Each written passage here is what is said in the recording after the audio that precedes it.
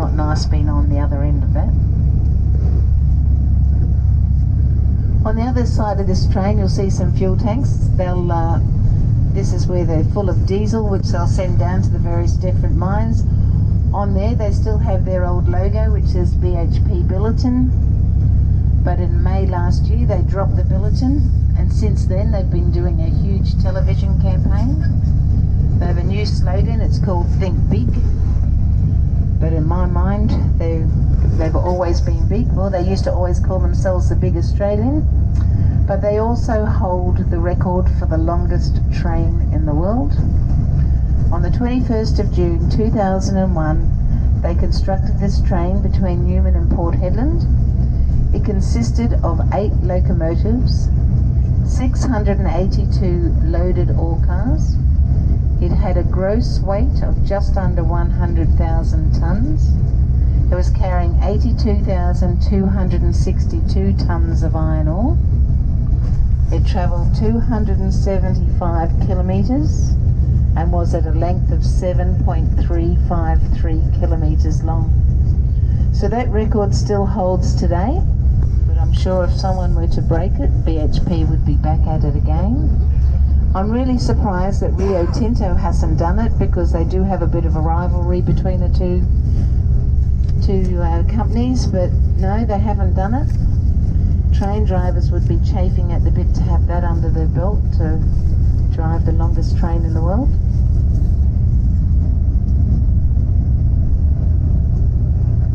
On the odd occasion the train may have to stop in the middle of nowhere. If they've run over a beast, none of these stations have any fencing along the rail line, so quite often one of the cows might come up the top. Trains don't have a lot of time to stop, so quite often they'll run over them. It does take up to 600 metres to come to a full stop.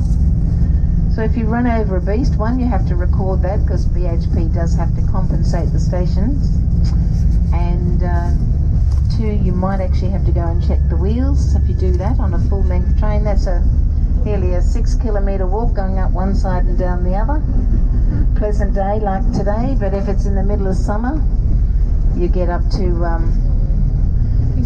it's well over 57 degrees, and then in winter at night time it gets down to about 0. Now if you look to the right, you can see some jabberoos. They don't look like they're very old, they look quite young.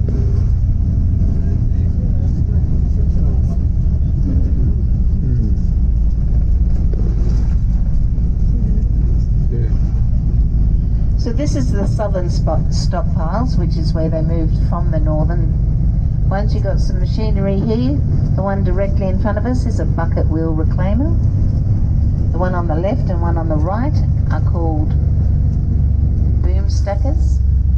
Boom stackers create the stockpile, and the bucket wheel will then take it from the stockpile and put it on a conveyor, which will then be sent out to the ships. At the very front of the bucket wheel reclaimer you see a little cabin. That is where the operator used to sit, and there was an operator on the boom stackers. These are now operated from Perth. They run on a rail system. They're powered by electricity. They'll move up to 14,000 tonnes of iron ore per hour. They're fitted with anti-collision cameras, so someone in Perth's got a really exciting job to check that they don't run into each other.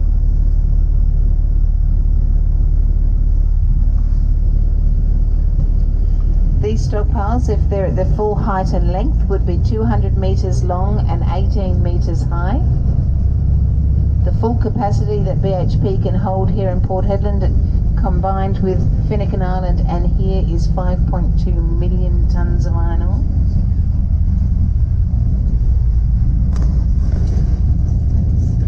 And Port Hedland sits in the cyclone belt, and we are prone to cyclones between October and April. And they never used to tie down those pieces of machinery until we had a large cyclone in 2007, Cyclone George. It was a category 5. Once it gets to a yellow alert and everything's been tied down, they normally evacuate the site. But they never tied down those pieces of machinery. They figured they were too heavy. But when they came back to site, when it was deemed safe enough, they came back here, and someone's eyes would have been on stalks, because one of them came for a bit of a trip down the rail line. If it had hit the structure at the end, that would have caused a lot of damage to the machinery and the structure, and it probably would have stopped a bit of production, but I suppose they would have just made the the northern stockpiles bigger. So this framework here to the left, they'll bring the machinery down here and they'll actually clamp it to the rail line so it doesn't cause any damage anymore.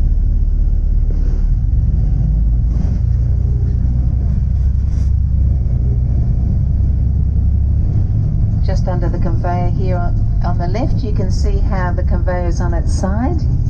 They'll actually use both sides of the conveyor belt, so this is where they'll just roll it over. It will normally take 8 months before they have to replace the conveyors. Sometimes they might have a stray rock land on there that might be a bit too heavy, might do some damage to the conveyor, so they can actually splice out small portions, put in pieces back in, but then after the 8 months then they'll replace it anyway. And this building here to the left, this is a transfer station, and conveyor belts can't go round corners, so this is where they all meet. They'll drop their ore onto another conveyor belt going in a different direction and send it out to the stockpile or out to one of the ships.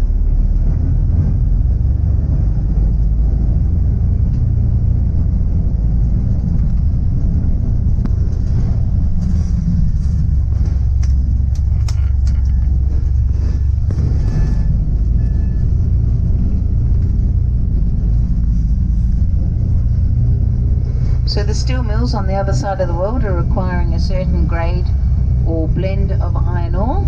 So this little structure coming up here on the left, this is a sample station. So they'll send lab technicians throughout the day to take samples of the ore to make sure they're sending out the right ore to the right ship.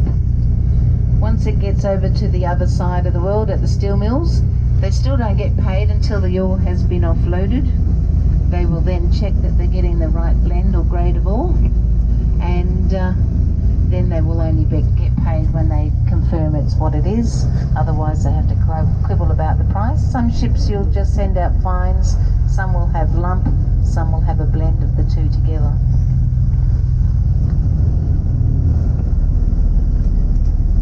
And at the very top of this building in front of us, you'll be able to see it from the right very soon. There is a round structure on the very top. This used to be their very original control room, and that was decommissioned in 2007. You can see in any direction about 50 kilometres, 360 degrees. And once they decommissioned it, everyone thought what a great place to go and have lunch. Unfortunately, once they decommissioned it, they decommissioned the lift, and it is a 15-minute walk to the top and 15 minutes back down, so lunch is over. It would be, I think it would make a great revolving restaurant. Permanent window cleaner in every day. Dress regulation, black or brown. You can't get it out of your light coloured clothing, this red dirt. Be a pretty specky view up there.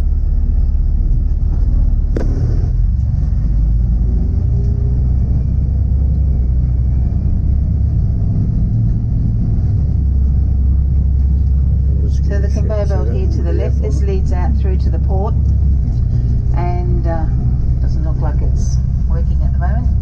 The conveyor belts can travel up to 22 kilometres an hour. So we are going through to the port side of the facility, and Nelson Point has 2 wharves. Finucane Island has 2 wharves. Each wharf can hold 2 bulk carriers. The wharves are 652 metres long. The bulk carriers that haul most of the iron ore in and out of this port, not just for BHP but for FMG and Gina Reinhardt, they're considered a Cape-sized ship. A Cape-sized ship is a ship that is too large to travel through the Panama and Suez canals. So they would normally have to travel around the Cape of Good Hope or Cape Horn. Now they don't have to travel around them, it's just their size that deems them a Cape-size ship. And a Cape-size ship is a ship that's anything from 289 metres up to 330 metres long.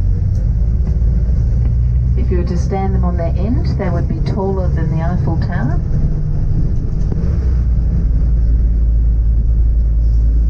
So you can see the ship loaders over there, and you can see a little cabin at the very end of the boom.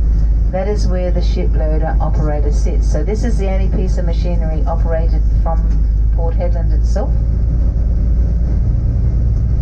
These two ship loaders are the oldest ones for this site here. Their boom moves in a rotational basis. Now they all move on a rail system, just like the bucket wheels and boom stackers. They have a little portaloo sitting out the back because they can't leave their station. They work a 12-hour shift. They will need to go up and down the ship 6 to 7 times and put a certain amount of ore in each hold, and they need to load the ship evenly. If you don't load the ship evenly, you could run the risk of breaking the spine of the ship. If you do that, that would be a catastrophe for the harbour. We are a one-way harbour. You can only have one ship coming in at a time. So it would take